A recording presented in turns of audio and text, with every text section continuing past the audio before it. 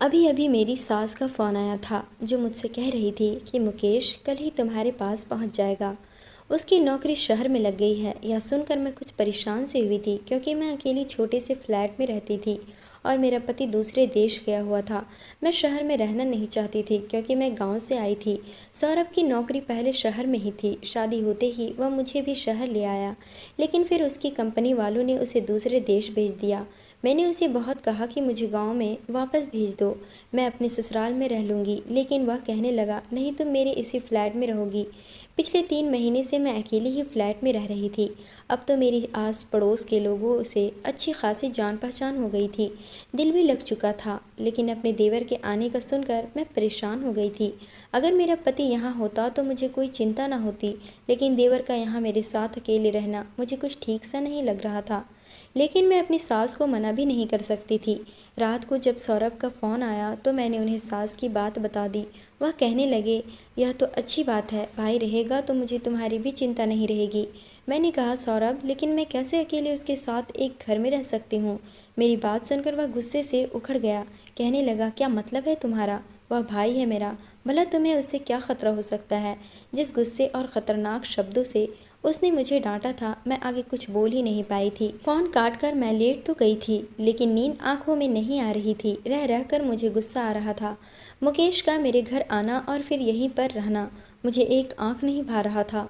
जी चाह रहा था कि अभी अपनी सास को फ़ोन करूं और साफ साफ मना कर दूं कि मुकेश को यहाँ रुकने की कोई ज़रूरत नहीं है। शहर में होटल भी है, वह किसी होटल में रह सकता है। लेकिन मैं यह बात नहीं कह सकती थी। मेरी परवरिश ही ऐसी नहीं थी कि मैं बड़ों से इस तरह बदतमीज़ी से बात करती। हालांकि मुझे अंदर ही अंदर बहुत गुस्सा था। मुझे मुकेश शुरू से ही पसंद नहीं था। मम्मी ने अपनी सबसे प्यारी सहेली विनीता के बेटे सौरभ से मेरी शादी बचपन में ही तय कर रखी थी। मैं उनको ज़्यादा तो नहीं जानती थी, लेकिन जब भी हमारे घर कोई फंक्शन होता या फिर मम्मी की सहेली के घर कोई फंक्शन होता तो सब लोग इकट्ठे होते थे और मेरी मुलाकात सौरभ से हो जाती थी। वो बहुत ही सुलझे हुए मिजाज का इंसान था, लेकिन मुकेश उतना ही बातूनी और कुछ लोफर टाइप का लड़का था। लड़कियों से हंस हंस कर बातें करना, उनके आसपास घूमना और खूब हंसी मजाक करना उसकी आदत थी। जो बातें मैंने उसके बारे में गांव की लड़कियों से सुन रखी थी, मैं उसे नज़र भर कर देखना भी पसंद नहीं करती थी। जब हम बच्चे जवान हुए और अपनी अपनी पढ़ाई से फ्री हुए, वैसे ही हमारे माँ बाप ने मिलकर मेरी और सौरभ की शादी कर दी। हमारी शादी को अभी ज़्यादा समय नहीं हुआ था, सिर्फ 4 महीने ही हमारी शादी को हो पाए थे। सौरभ की एक बात मुझे बहुत अजीब लगी थी। शादी की पहली रात भी सौरभ ने मुझे हाथ नहीं लगाया था। कहने लगे भले ही हमारी शादी बचपन से तय थी, लेकिन हम एक दूसरे को अच्छे से जान नहीं पाए हैं। मैं चाहता हूँ कि पहले हम एक दूसरे को अच्छे से जान ले, समझ ले, तभी हम रिश्ते की शुरुआत करेंगे। मुझे हैरत तो हुई थी, लेकिन फिर भी मैं सौरभ की बात मान गई थी। सौरभ शादी के 15 दिन बाद ही मुझे शहर लेकर आ गए थे और अभी तक हमारे बीच कोई भी संबंध नहीं बना था। और फिर 15 दिन ही हम शहर में रह पाए थे कि कंपनी की तरफ से सौरभ को विदेश जाना पड़ा और अब 3 महीने से सौरभ विदेश में ही थे और मैं यहाँ फ्लैट में अकेली रह रही थी। और आज की खबर ने मुझे अंदर तक बेचैन करके रख दिया था। मेरे देवर मुकेश का मेरे घर आना और फिर उसके साथ एक ही घर में रहना, नौकरी लग जाने का मतलब तो यही था कि वह अब कई महीने तक यहीं रहेगा। हो सकता है कि नौकरी पक्की हो जाए तो हमेशा हमेशा के लिए यहीं रहे। और फिर सौरभ तो 6 महीने से पहले आने वाले नहीं थे। मैं सोच सोच कर परेशान हो रही थी। अगले दिन मैंने उसकी पसंद का खाना बनाया था, क्योंकि मेरी सास ने ख़ास तौर से कहा था कि मुकेश को राजमा चावल, बूंदी का रायता और कढ़ाई पनीर बहुत पसंद है, इसलिए उसी की पसंद का खाना बनाना। 7 बजे मेरे घर की डोरबेल बजी। मुझे मालूम था कि मुकेश ही होगा। मैंने दरवाज़ा खोला तो वह सामने मुस्कुराता हुआ मुझे देख रहा था और बड़े निस्कोच और सीधा अपना बैग लेकर अंदर आ गया। कहने लगा ओहो, यह बस का सफ़र भी थका के रख देता है। अब मैं 2 दिन तक मस्त सोऊंगा। फिर मुझे कहने लगा भाभी मेरा कमरा कौन सा है। मेरे इस फ्लैट में बस 2 ही तो कमरे थे। मैंने दूसरे कमरे की तरफ इशारा कर दिया। उस कमरे में ज़्यादा फर्नीचर नहीं था। उसने एक नज़र कमरे का जायजा लिया और कहने लगा कि मैं यहाँ नहीं रह सकता, ऐसा करो तुम यहाँ पर सो जाना, मुझे तो बेड पर ही नींद आती है। कहकर वह बड़े आराम से मेरे कमरे में चला गया। मैं उसे हैरत से देखती रह गई। उस समय मैं उससे बहस करने के मूड में बिल्कुल भी नहीं थी कि क्या सोचेगा कि भाभी ने आते ही बहस शुरू कर दी। वह मुझसे बस 1 साल ही छोटा था, लेकिन अपने कद काठ की वजह से मुझसे बड़ा ही लगता था। मैंने खाना गर्म किया तब तक वह नहा धोकर आ गया था। अपनी टेबल पर पसंद का रखा इतना सारा खाना देखकर वह खुश हो गया। कहने लगा, तुम्हारे हाथों में तो बहुत ही स्वाद है। मैं तो खैर पहली बार ही तुम्हारे हाथ का खाना खा रहा हूँ, क्योंकि शादी के फ़ौरन बाद तो आप शहर आ गई थी। यह कहने के बाद वह कहने लगा कि मैं तुम्हारे लिए गिफ्ट लाया हूँ, चलो आओ मैं तुम्हें दिखाता हूँ। बिना किसी झिझक के उसने मेरा हाथ पकड़ा और मुझे कमरे में ले गया। मैंने गुस्से से कहा, मेरा हाथ छोड़ो। कहने लगा, पहले तुम्हें गिफ्ट तो दिखा दूँ। फिर उसने मुझे एक फैंसी सूट दिया, यह तुम्हारे लिए।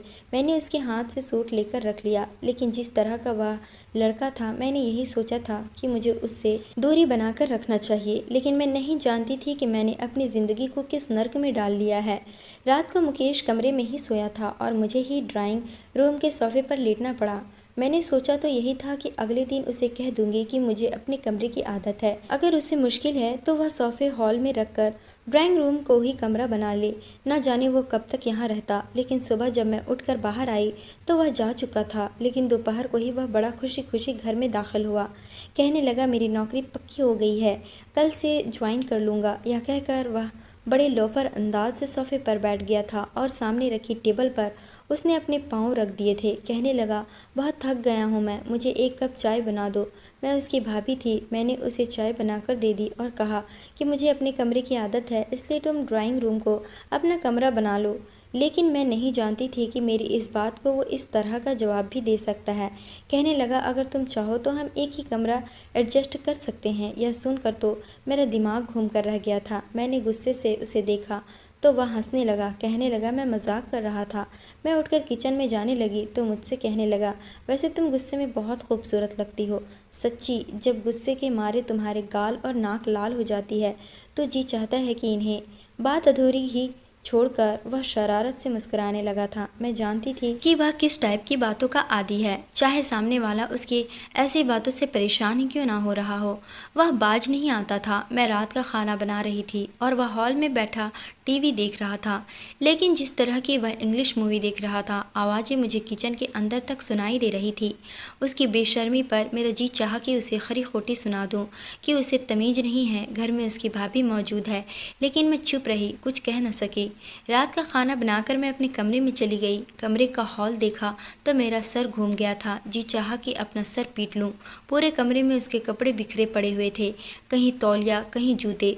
मुझे जितनी सफाई पसंद थी वह उतना ही गंदा इंसान था। मैंने उसके सारे कपड़े उठा लिए और धोने के लिए मशीन में डाल दिए और उसका बैग बंद किया और बाहर हॉल में रख दिया। अगले ही दिन उसने कमरे में बेड लाकर डाल दिया था। मैं मुकेश के घर आने से पहले ही खाना बनाकर अपने कमरे में जाकर कमरे का दरवाज़ा लॉक करके बैठ गई थी कि जब यह खाना खाकर सो जाएगा तभी कमरे से बाहर निकलूंगी। जितना मेरा उससे कम सामना होगा वही ज़्यादा अच्छा है, क्योंकि वह एक नंबर का बदतमीज़ इंसान था। लेकिन मुझे हैरत उस समय हुई जब उसने मेरे दरवाजे पर दस्तक देनी शुरू कर दी। मैंने दरवाज़ा खोला तो कहने लगा कि खाना तो टेबल पर लगा दो, कब से भूख लगी है और तुम हो कि तुम्हें एहसास ही नहीं है कि कोई भूखा प्यासा बाहर बैठा है। मैंने कहा, सब कुछ तो तैयार है, तुम प्लेट में डाल लो और खा लो, यह तो तुम खुद भी कर सकते हो। मेरी बात सुनकर वह ना में गर्दन हिलाने लगा और कहने लगा कि कर तो मैं बहुत कुछ सकता हूँ, लेकिन। यह कहकर वह फिर से मुस्कुराने लगा। उसकी यह मुस्कुराहट मुझे जहर लगती थी और फिर मेरे थोड़े करीब होकर कहने लगा, मुझे आदत नहीं है इन कामों की, इसलिए मुझे तकलीफ़ तो होगी, लेकिन यह सारे काम तुम्हें ही करने पड़ेंगे।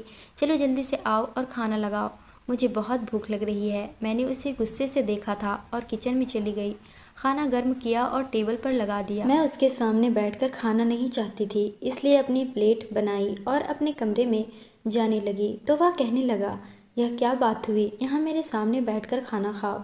मैं तुम्हें खा थोड़ी जाऊँगा, वैसे भी मैं वेजिटेरियन हूँ और इसलिए तुम अपने आप को सुरक्षित महसूस करो कि मैं तुम्हें नहीं खाऊँगा। यह कहकर वह ज़ोर से ठहाके मारकर हंस पड़ा था।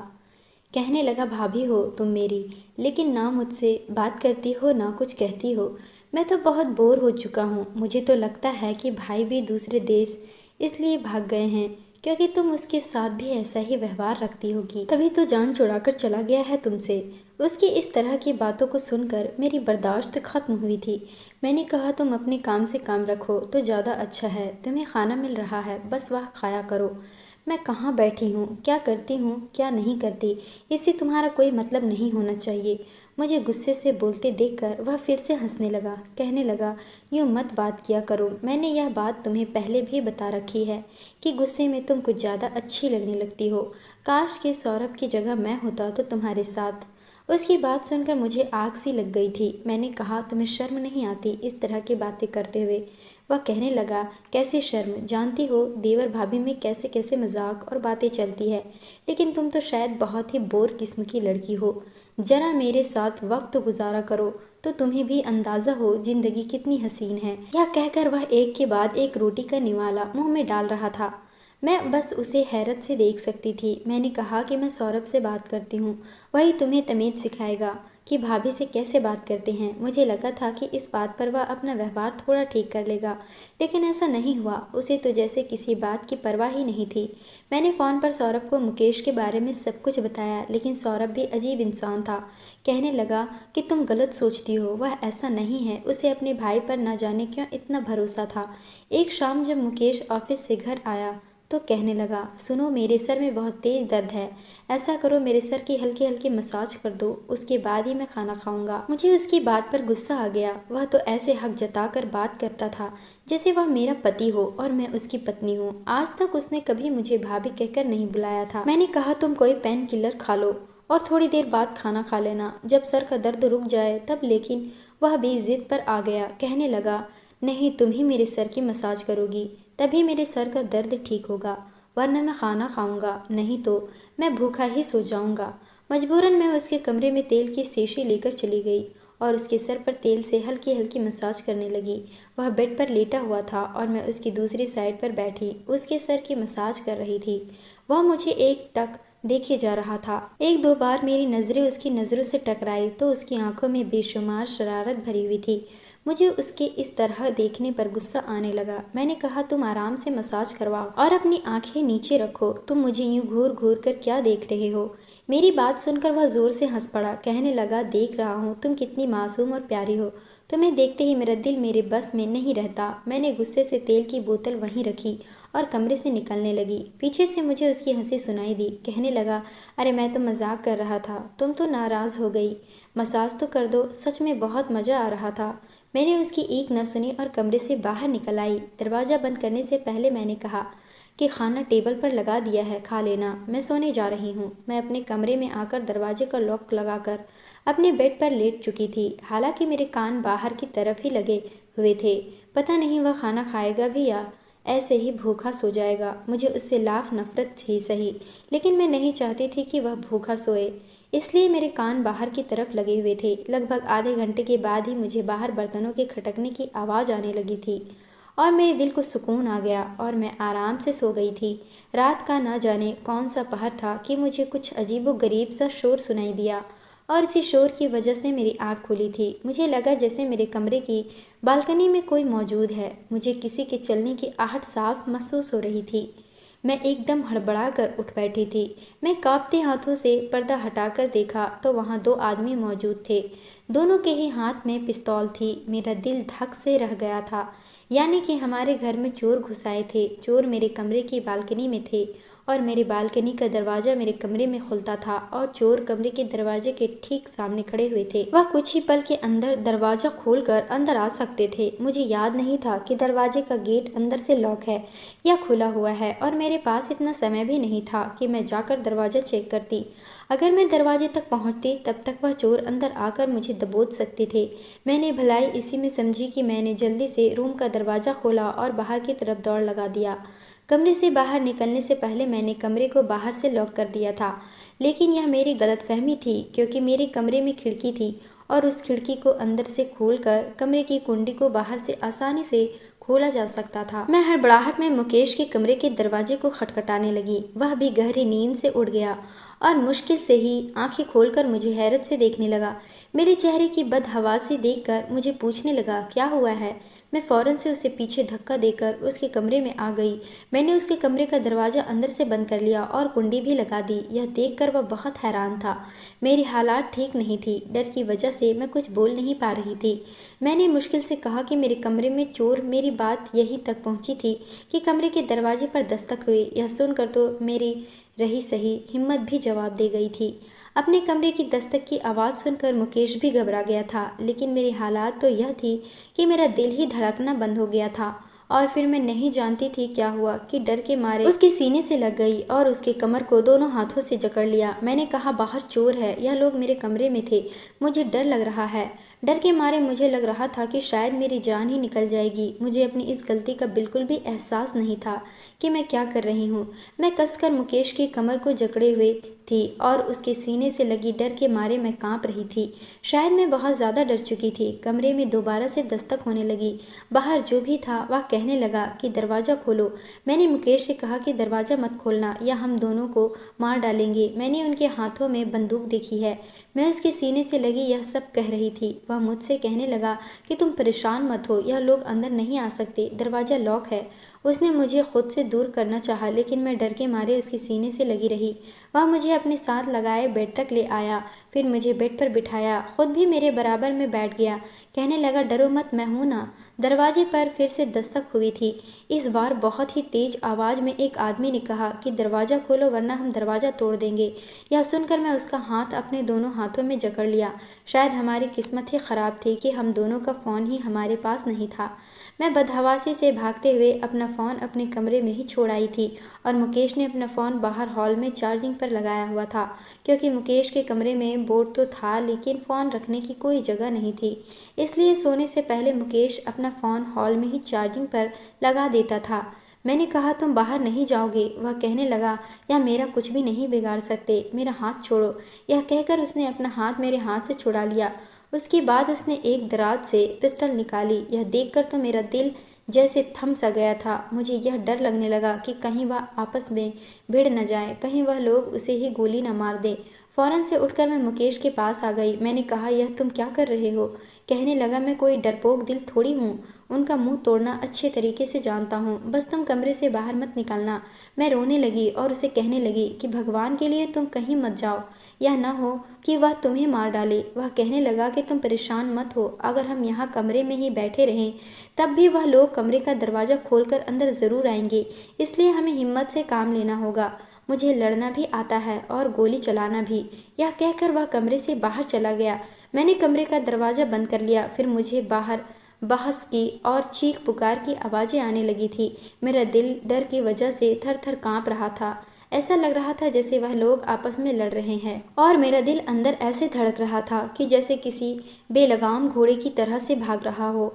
मेरे होंठ सफ़ेद पड़ चुके थे, मेरी रंगत फीकी पड़ गई थी। मैं दोनों मुट्ठियां बंद किए बेड पर बैठी थी और बुरी तरह से कांप रही थी कि कहीं अगर मुकेश को कुछ हो गया तो वह लोग मेरे साथ भी ना जाने क्या करेंगे। डर के मारे मेरी हालात ख़राब होने लगी थी। मुझे लगा जैसे मेरा दम घुट रहा है और तभी मुझे गोली के चलने की आवाज़ आई थी। मैं नहीं जानती थी कि कब और कैसे, लेकिन मैं होश की दुनिया से बेगानी हो चुकी थी। शायद डर के मारे मैं बेहोश हो चुकी थी। मेरी आंख चिड़ियों के चहचहाने से खुली थी। एकदम ही मैं उठकर बैठ गई तो देखा कि मैं मुकेश के बिस्तर पर लेटी हुई थी। मेरे बाल भी बिखरे हुए थे, लेकिन मैं अकेली उसके कमरे में थी। एकदम तो मुझे यह समझ नहीं आया कि मैं उसके कमरे में आई कैसे, लेकिन फिर रात वाला हादसा मुझे याद आने लगा और जिसे याद करते ही मेरे होश उड़ गए थे। मुझे तो यह तक नहीं मालूम था कि बाहर हुआ क्या था। मैं फ़ौरन से उसके कमरे से बाहर आई तो मुकेश सोफे पर बैठा सिगरेट पी रहा था। उसके बाजू में पट्टी बंधी हुई थी और सर पर भी जख्म का निशान था। यह देखकर मैं उसके पास आ गई। मैंने कहा, तुम यहाँ और वह लोग? मुकेश कहने लगा, उसको पुलिस ने पकड़ लिया है, वह पुलिस की हिरासत में है। यह कहकर वह मुझसे नज़रें चुराने लगा था। मैंने कहा कि तुम्हारे बाजू पर क्या हुआ है?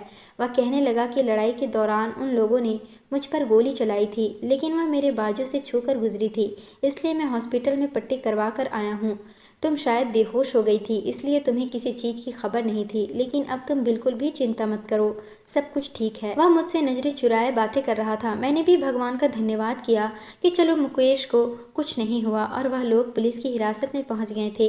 लेकिन उस दिन के बाद से मैं बहुत ज़्यादा डर गई थी। पता नहीं क्यों मुकेश भी चुप चुप से रहने लगा था। अब वह पहले जैसा शरारत, बात बात पर हंसना, मेरे साथ मजाक करना बिल्कुल बंद कर चुका था। मुकेश को मैं जैसा समझती थी वह वैसा नहीं था और अब तो काफ़ी संजीदा सा हो गया था। मुझसे ज़्यादा बात भी नहीं करता था, पता नहीं क्यों, लेकिन वह बहुत ज़्यादा सिगरेट पीने लगा था। मैं उसके सामने खाना रखती तो वह किसी गहरी सोच में गुम रहता था। मेरी 2-3 बार याद दिलाने पर खाना खाता था। इस बात को 1 महीना गुजरा था कि मेरी तबीयत खराब सी रहने लगी और एक दिन तो मुझे इतनी जोर का चक्कर आया कि मैं लहरा कर नीचे गिरने ही वाली थी कि मुकेश ने मुझे अपनी बाहों में संभाल लिया था। अगर मुकेश मुझे सहारा ना देता तो मेरा सर टेबल में जाकर लगता और मैं बहुत बुरी तरह जख्मी हो चुकी होती। मुकेश ने मुझे सहारा देकर सोफे पर बिठाया। कहने लगा, तुम अपना बिल्कुल भी ख्याल नहीं रखती हो, अपना ख्याल रखो। देखो कैसी फीकी सी पड़ गई है, शायद कमज़ोरी की वजह से तुम्हें चक्कर आ गया है। मुकेश ही मुझे डॉक्टर के पास लेकर गया था, लेकिन मैं डॉक्टर के कमरे में अकेली ही गई थी। उसने कुछ टेस्ट लिख कर दिए, उसकी रिपोर्ट भी फ़ौरन आ गई थी, लेकिन जैसे ही वह रिपोर्ट आई उसने मेरे होश उड़ा दिए थे। वह डॉक्टर कहने लगी कि तुम प्रेग्नेंट हो। यह सुनकर तो मैं चक्कर खाकर रह गई थी। मेरा पति तो पिछले 3-4 महीने से मेरे साथ नहीं था और सबसे बड़ी बात, मेरे पति ने तो मुझे आज तक हाथ भी नहीं लगाया था। तो इसका मतलब मुकेश नहीं मेरे साथ, मगर कब और कैसे मुझे तो बिल्कुल याद नहीं आ रहा था।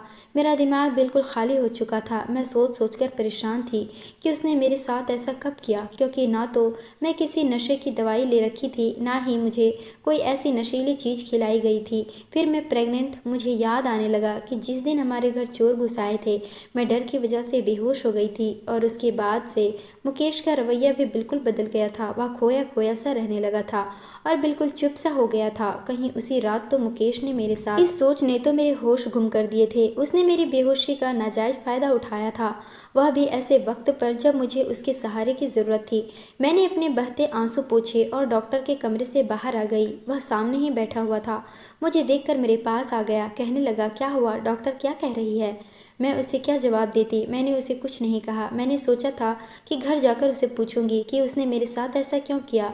मैं उसके भाई की पत्नी थी, उसे शर्म आनी चाहिए थी ऐसा सब कुछ करते हुए। लेकिन घर जाकर तो मेरे होश उड़ गए थे।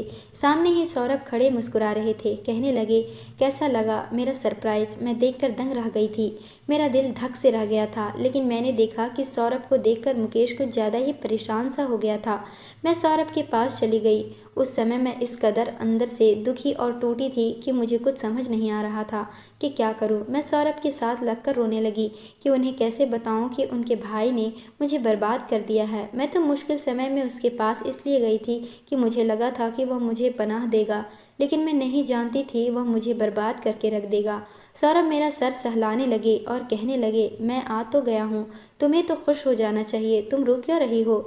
लेकिन अगले ही पल जो हुआ, ऐसा लगा कि ज़मीन आसमान मेरे आंखों के नीचे एक हो गए हो। क्योंकि थोड़ी देर में मुकेश भी सौरभ के करीब आ गया, लेकिन उसके बाद जो हरकत उसने की, मैं चौंक गई। उसने मेरा बाजू पकड़ा और एक झटके से मुझे सौरभ से अलग कर दिया। यह देखकर सौरभ भी हैरान थे। मुझे सौरभ से पीछे करके मुकेश कहने लगा, दूर रहो इससे। मुकेश के बोलने पर अंदाज बहुत ही सख्त था। सौरभ गुस्से से कहा, ये क्या बदतमीजी है, यह तुम क्या कह रहे हो? तुम ऐसी हरकत कर भी कैसे सकते हो? और उसके बाद जो बात मुकेश ने कही, मेरे तो पैरों तले से ज़मीन निकल गई थी। कहने लगा, तुम अच्छी तरह से जानती हो कि मैं क्या कह रहा हूँ।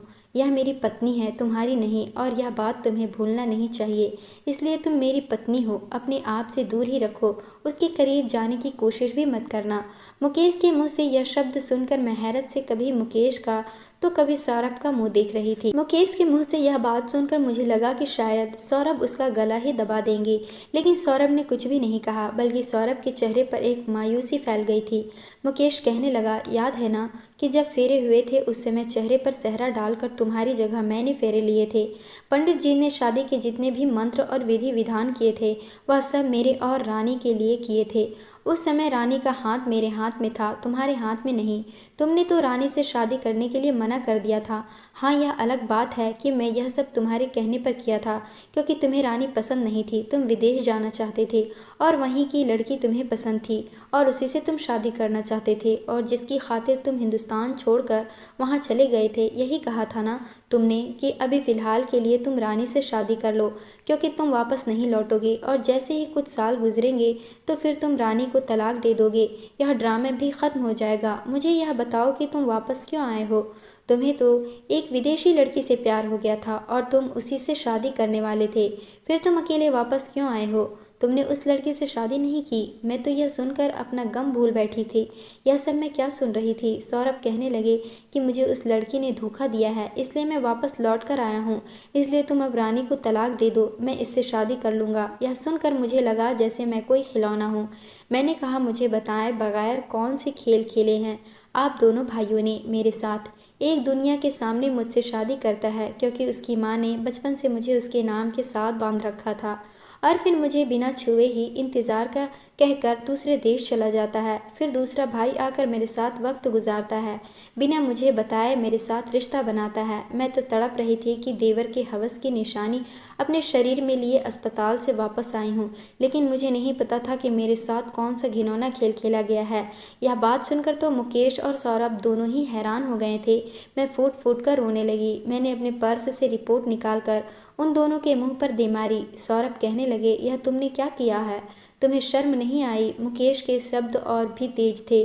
कहने लगा कि यह मेरी पत्नी है, इसलिए मुझे अपने किसी भी काम पर कोई शर्मिंदगी नहीं है। यह अलग बात है कि जब मैं रानी के साथ फेरे लिए थे उस समय मेरे दिल में रानी के लिए कुछ भी नहीं था, लेकिन अब मैं रानी से मोहब्बत करने लगा हूँ और उसके बगैर जीने की सोच भी नहीं सकता। यह कहकर उसने मेरा हाथ पकड़ा और घर से बाहर ले गया। मैंने कहा, मेरा हाथ छोड़ो, मुझे तुम्हारे साथ भी नहीं रहना। तुमने धोखे से मुझसे शादी की और फिर मेरी बेहोशी का नाजायज फ़ायदा भी उठाया। लेकिन मुकेश ने मेरी कोई बात नहीं सुनी और मुझे गांव ले गया। मुकेश ने ही मेरी सास को और मेरे माँ बाप को सारी हकीकत बताई थी। सारी हकीकत जानकर सब लोग हैरान रह गए थे। सब ने सौरभ और मुकेश को बुरा भला कहा था।